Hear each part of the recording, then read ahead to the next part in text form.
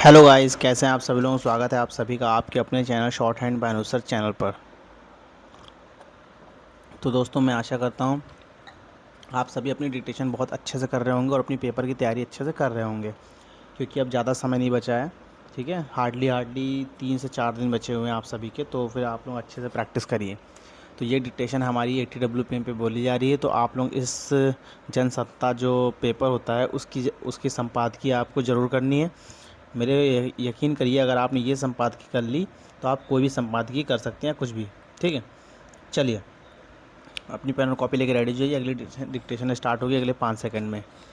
Ready, start. प्रश्न पत्र leak के मुद्दे पर दिल्ली के जंतर मंतर पर हुए विरोध प्रदर्शन के दौरान विद्यार्थियों के प्रति पुलिस का जो रवैया देखा गया, उसकी वजह से उस पर काफ़ी सवाल उठे। इससे ज़्यादा अफसोसनाक और क्या हो सकता है कि एक लोकतांत्रिक विरोध को रोकने की मंशा से पुलिस ने कई स्तर पर बेरहमी की हदें पार की और प्रदर्शनकारियों पर इस तरह के बल प्रयोग भी हुए जिसे किसी भी स्थिति में उचित नहीं ठहराया जा सकता।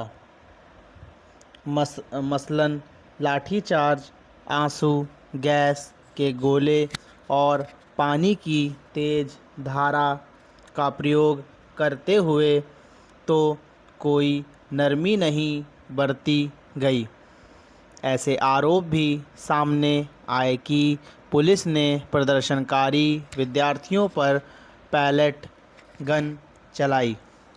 जाहिर है, यह अपने आप में देश की लोकतांत्रिक व्यवस्था और उसमें नागरिक अधिकारों के लिहाज से एक बेहद चिंताजनक स्थिति थी कि विद्यार्थियों के भविष्य के मुद्दे पर हुए विरोध प्रदर्शन को देश के सामने खड़े हो गए किसी गंभीर संकट की तरह देखा गया।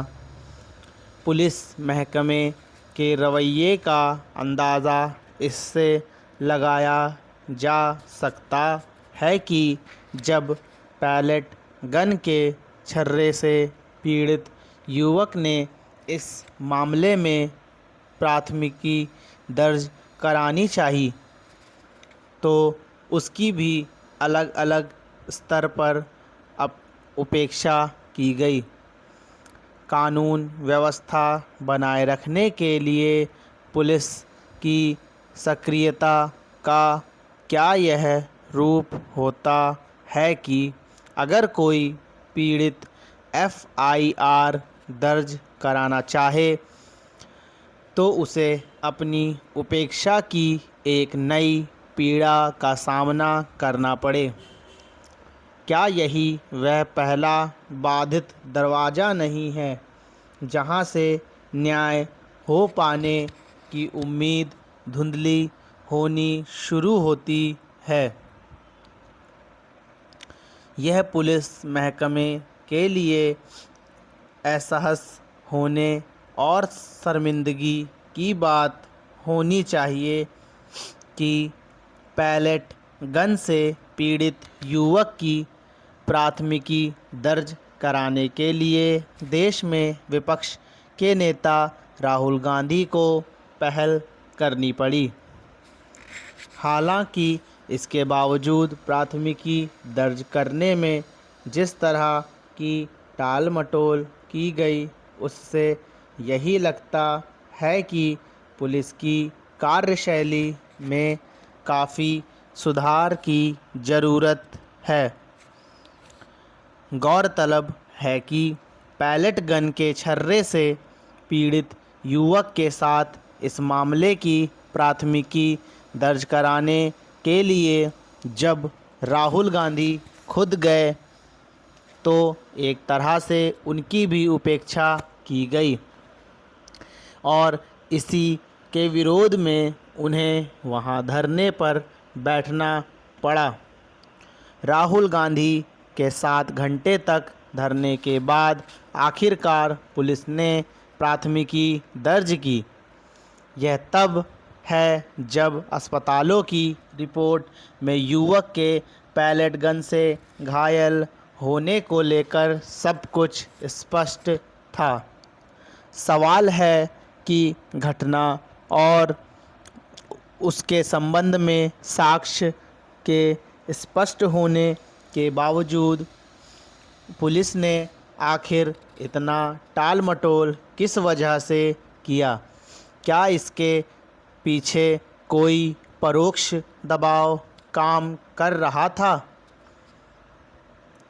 यह सही है कि कुछ घटनाओं में एफआईआर दर्ज करने को लेकर पुलिस को कानूनी तकाज़ों के लिहाज से कई स्तर पर एहतियात बरतनी पड़ती है, मगर क्या इस क्रम में न्याय की राह बाधित होने को उचित कहा जा सकता है?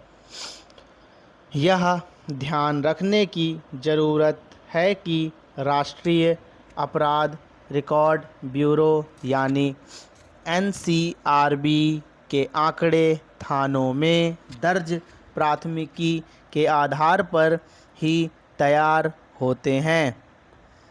इससे यह भी समझा जा सकता है कि एनसीआरबी के आंकड़ों में कितने वैसे मामले शामिल नहीं हो पाते होंगे जिनकी एफआईआर नहीं लिखी जा पाती। इस समूचे मामले में एक अहम पहलू यह है कि पहल पर भी किसी मामले में प्राथमिकी दर्ज कराने में इतनी मुश्किल पेश आती है, तो आम नागरिकों को इसके लिए किस जद्दोजहद से गुजरना पड़ता होगा। धन्यवाद दोस्तों, मैं आशा करता हूँ आपको डिक्टेशन बहुत अच्छी लगी होगी। अगर डिक्टेशन अच्छी लगी तो प्लीज़ हमारे चैनल को लाइक करिए, वीडियो को लाइक करिए और चैनल को सब्सक्राइब करिए। ठीक है, हम लोग कल फिर मिलते हैं इसी वीडियो के साथ। तब तक के लिए धन्यवाद। जय हिंद, जय भारत।